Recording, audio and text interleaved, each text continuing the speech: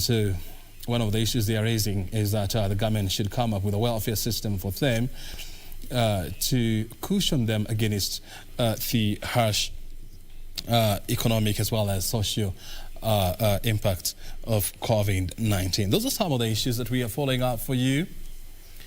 And of course, in studio, we're having a great discussion here, also touching on COVID-19, poverty reduction, as well as hunger in urban areas, with Oxfam Country Director, Dr. John Kitui. Thank you, John. Let's keep on with our discussion. Let's continue. And one of the issues that we were discussing here before we went for the BBI briefing was, some of the safety nets, that the government has come up with, Inua Jamii and so much, where, poor families, receive a monthly stipend, to keep them going. There has been challenges of funding to this. And, sometimes back I was having a chat with the peers in charge of this docket. And one of the issues he was raising was, number one, lack of funding or lack of sufficient funding. And then the other thing was lack of data on who actually qualifies for this kind of stipend. And so how then do we deal with these two challenges? First of all, is to say that they are false challenges. So when you look at the Inua Jamii program, in 2020, I think the last time I checked, it had disbursed about 13 billion Kenya shillings.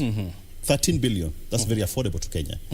In a whole year, when you look at the whole Inua Jamii program, it takes about 30 billion from the exchequer. That's money that we can afford. When you look at the money we want to invest, for example, in BBI, the money we lose through corruption. So there's a lot of money we can mobilize by just dealing with corruption and showing the seriousness we deserve as a country to fight corruption.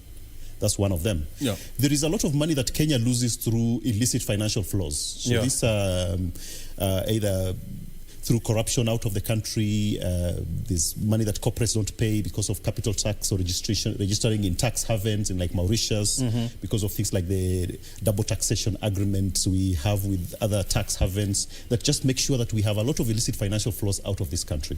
If we can plug those leakages, we have enough resources to actually scale up the Inua Jamii program at scale. What we don't have is the political will. It's the political will. And I think the challenge is, how do we manufacture that political will? How do we make it a political choice to actually prioritize social protection? So Oxfam published recently the commitment. So when you say that we don't have, the political will, and bearing in mind that, the government has created a whole department, that looks into people who are going through this kind of challenges, with the whole PES. So would you say that, are you trying to say that this is more of a smokescreen? It is smokescreen. You only show commitment with where you put your money. So the money has to go where the mouth is. So we are creating these institutions, but they are not sufficiently funded. So, for example, when you look at the proposed social assistance fund regulations, they only allocate 2 billion Kenya shillings into that fund. When the transfers up to until July, August was 13 billion through the cash transfer program. So you're already underfunding it. You're removing it from the Ministry of Labour and Social Protection. You're putting it under the ministry, under the National Treasury. You're already removing from a very well-housed social protection household to a Ministry of Finance, when we know that social assistance is not just about grants transfers. There's more to the social protection as well. So I think the commitment should be the operationalization of the Social Assistance Act of 2013, as opposed to moving that the management of social assistance into the National Treasury, for example, and then allocating more money. Why would you allocate 2 billion to such a very critical area in the midst of a crisis? So this is the time where the government should actually be showing more commitment by moving more funds going into some of the Inua Jamii programs, like the Healthy Safety Net program, and scaling up to include more people in urban areas across the country to make sure that people are able to cope with the COVID-19 crisis. And as I mentioned, we are likely to see the the peak of COVID-19, maybe in June next year. We are not out of the woods yet. The transmissions are already going, especially when you look at the political activity around BBI, when you look at the 2022 elections, all these groupings and meetings, they are going to increase transmissions, and we are going to see the COVID-19 cases continue. This is the time not to abandon Kenyans and focus on other priorities. This is the time to put resources where they can make a difference, and that is in the social protection programs. And one of the arguments, being floated in regard to domiciling the issues of safety nets, to the National Treasury, is because they are the managers and the collectors of planning. They're in charge of the national planning of this country. They're in charge of managing the National Treasury of this country, and so you have a situation whereby money flows from the national coffers, to, let's say, the Inua Jamii programs, without first of all going to other ministries. Do you think this kind of an argument holds water? No, it doesn't hold water. So the National Treasury is an exchequer. It's supposed to make sure it's funding programs. So, for example, when you look at health, for example, there's a lot of expenditure that goes into health. It does not make sense then to move the budget management of health into the National Treasury. And the same applies. So when you look at social protection, when you look at orphans and vulnerable children, there are specialists who are specialists in that field who are housed in a different ministry. They should be resourced enough to make sure that that happens as well. The cash transfers to old persons, the cash transfers to people living with severe disabilities, that needs to continue. The HSNPN, the Hunger Safety Net Program, has to continue, I believe, within the proper ministry, with the technical expertise required to make sure we are targeting the right people, we are reducing duplication, for example. We are dealing with some of the inefficiencies, but there is a commitment from a cash flow perspective to these programs without necessarily taking that responsibility away from the respective ministries. How do you think this is likely to augur well? Because the bill is already published. I mean, it is going through public deliberations. If it is enacted into law, the way it is now, how do you think this is likely to impact, the distribution of stipends to the deserving people? So we know historically we've had a problem as a country on targeting based on poverty, and I think that's what the Social Assistance Fund tries to do. That you just mainly target people. So it would undermine some of the good work that has gone into investing, for example, in the urban early warning, early action systems, that we think actually the county government of Nairobi has a lot to share with other counties as well in terms of rolling out. So it reverses some of the gains that have been done to invest in systems to make sure that there's better targeting of people who really deserve. I think we're going to see a lot of people missed out who are really deserving.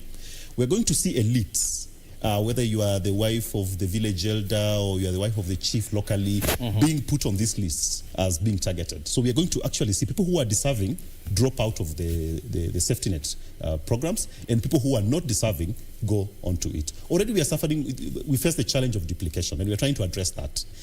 We face the challenge of timing so that we are acting on time. So we are going to see those challenges multiplied in hundredfolds. You see, because of coronavirus, I mean, even your organization, in Britain, it is saying that it will be forced to cut down on funding of some of the projects, more so especially in developing countries. And of course, they have mapped out about 13 countries where they plan to scale down the operations.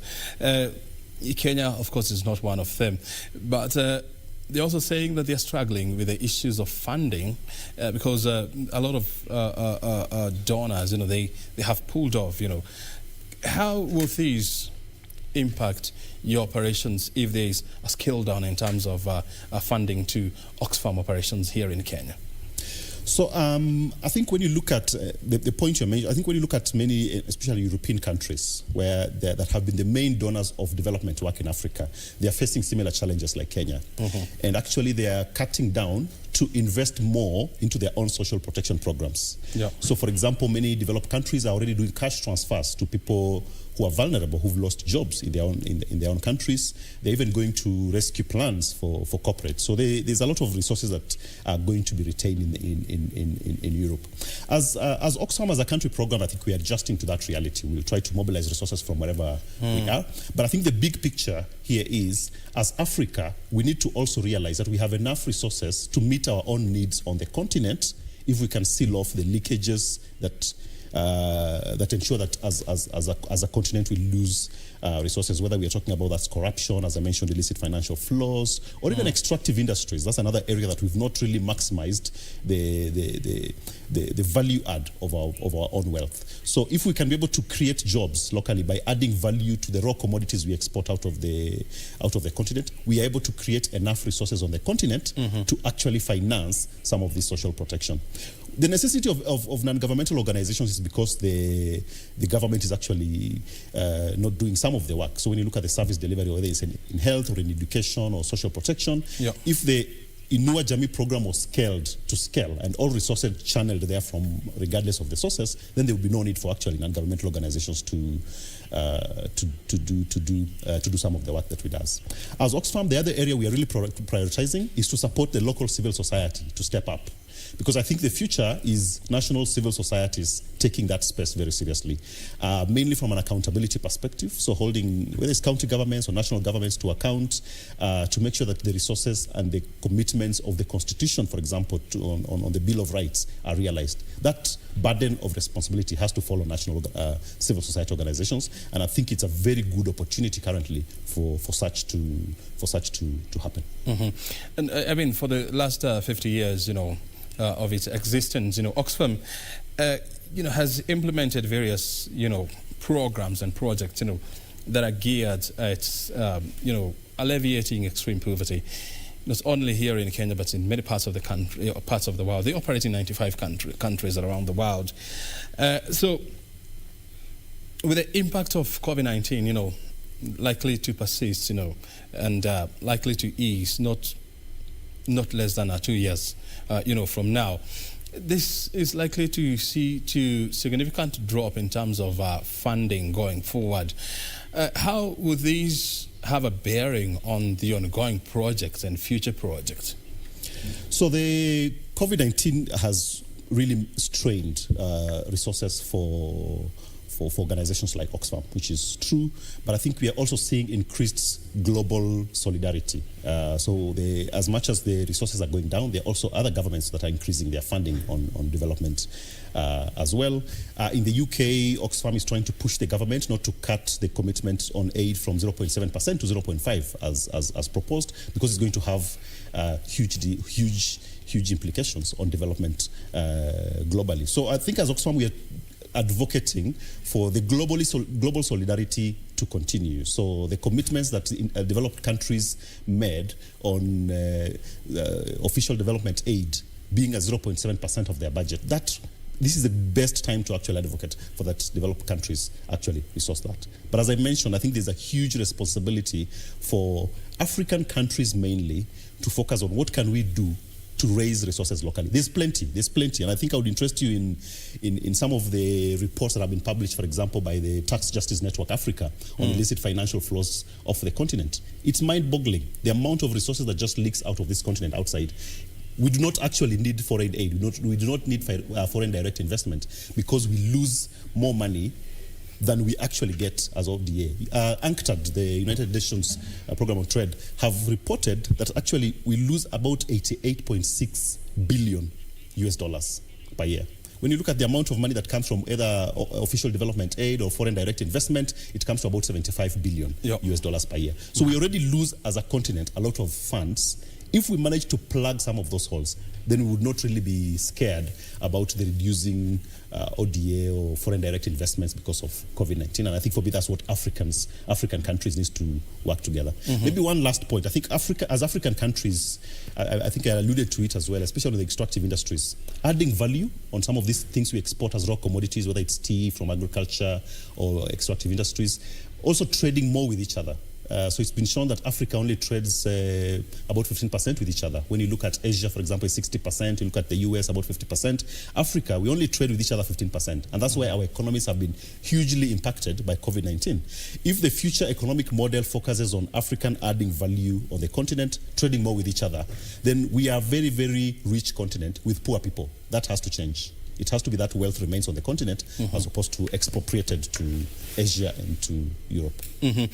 And I mean, what you're saying is very true. I mean, when you look at the amount of illicit financial flow out of Africa, you know, you're talking about almost 90 billion US dollars, you know, every year. And, you know, there has been concerted efforts, especially among, you know, some countries, you know, together with United Nations, with African Union to try and stop this. But we haven't seen, you know, much success around this area. So, are you foreseeing a situation whereby development partners, you know, will continue to cut down on their assistance to developing countries? And if that continues, what will become of systems, of projects, you know, like the system that you have put in place? Do we have inbuilt capacity as a country, you know, to maintain and sustain this kind of projects? Yes, there is. So, for example, when you look at the Urban Early Warning, Early Action, it was done in collaboration with the county government of Nairobi. And actually, it's driven by the county government of Nairobi. And Oxfam and other organizations basically just provide the technical capacity. But now within the county government, there's a lot of capacity, not only to service Nairobi as a county, but also to scale it up, to strengthen it a little. With more funding, with more political will, I think that can happen. There's enough capacity to do that as well. With the cash transfers elsewhere as well, we are working really within the Ministry of Labour and Social Protection as well. We are completely in support of the single registry as well. We are looking at how we can partner with private sector in Kenya, whether it's telecommunications company, to better target and better reach some of these people. And all these digital solutions can actually strengthen the targeting done by the Inua Jamii program as itself. So to digitize, to move, to partner with private sector, the data. All this is local resources. The other thing is also the people who are actually running these are Kenyans. Most of the time when you come to Oxfam, most of the people who are running these things are Kenyans. And this is technical capacity that will not go out just because the funding is coming short. This is technical expertise that remains in country to support the sustainability of some of these initiatives. Before I let you go, John, what lessons have you learned, you know, since the implementation of the early warning system that the national government, you know, can adopt? You pioneered this system, or you piloted this system with the county government of Nairobi back in the year 2007. What lessons have you learned that you think can be applied to the national government, you know, in developing this kind of a system? I think it's when it comes to shocks, waiting until you have indicators like number of people dying from hunger before you respond is already too late. We have the capacity to pick indicators early from food security surveillance, for example, and then respond early. And I think that saves lives, for example. When you let a child who's below 1 year to go malnourished, I think you've missed an opportunity. So we estimate that the 1,000, we know, it's not we estimate, we know that 1,000 days of a child are very, very crucial. Good nutrition in those 1,000 days is very critical to, even on GDP, for example, 8 to 10% impact on GDP in the long term because of the ability to benefit from schooling and everything else. So if you wait until you get children who are malnourished before you respond, it's already too late. So I think the challenge to the national government is we have systems that work, and the Urban Early Warning, Early Action is one of those systems. We need to invest more in it. We need to learn more from it. There's been publications on it as well. It's received awards already. There's very, very good lessons we can learn from it to make sure we pick crisis early before they become disastrous to individuals and households. The second thing is, I think, is a challenge for Kenyans to demand that the government shows more commitment to reducing inequality. So Oxfam has published a report on commitment to reducing inequality that ranks Kenya as 76 out of 158 countries, and it measures parameters across progressive investment in like health, education, and social protection, progressive tax regimes, and labor rights and fair wages. But it's 110 out of 158 when it comes to progressive expenditure. So, for example, social protection. It does very well on tax, 9 out of 158. Kenya does very well also on labor rights and fair wages at, I think it's a 105 out of 158. But we are at risk of losing that position of 76 out of 158 if we continue with the regressive tax regimes, taxing VAT more than we tax income. We should tax income more because it's progressive. If you earn 24,000, probably you don't need to be taxed. If you tax 10% of that, you are losing almost 2,400 shillings. If you earn 100,000 and you tax 10%, you still keep 90,000. So progressive tax regimes are better. If you tax VAT, whether you are rich or poor, you only take 2 spoonfuls of your sugar, isn't it? So a VAT on sugar makes sure that the poor actually pays more in tax than the rich person. So we should be taxing income as opposed to taxing VAT. So that progressive taxation is very, very key as well. And I think simple things like labor rights and fair wages. So people have to have a right of notice. You just don't wake up one day and fire people. So there are people who work in the informal sector. When COVID-19 happened and people went into lockdown, you just woke up and told no pay, no nothing, no compensation, no redundancy fee and everything else. So those are some of the things that actually drive inequality, especially for people who live in informal settlements or people who are in the informal sector, because they don't have the leeway to adjust, to move to a cheaper house or to move up country because you've been paid 1 month notice, which cushions most of the people in the informal sector. So there's a lot of things we can do, and I think for me the challenge is Kenyans needs to demand that the government shows seriousness in the commitment to reduce inequality, and I think the Oxfam's report is a very good starting point to just read and see some of those things that we think as Oxfam can help the government to reduce inequality, even as we focus on a more inclusive, broad-based economic development that tackle some of the challenges we've talked about. John, thank you so very much indeed for joining us here and sharing your insights with us on this check. Thank you very much. Asante sana. Have a good afternoon. Thank you. Good morning, actually. Thank you. Well, Dr. John Kitui is the country director for Oxfam, joining us here to help us understand, since they started the implementation of the early warning sustainable system, to cushion urban dwellers against hunger and poverty, what they have achieved, and how can this be cascaded to the national government? And of course, you have had it. This is Biz Check. A lot is happening, including the presentation of BBI signatures to the IEBC. We are keeping tabs of that, plus more. And of course, we're also looking at the state of credit in the country in the midst of COVID-19. Stay right here. A short break is well deserved.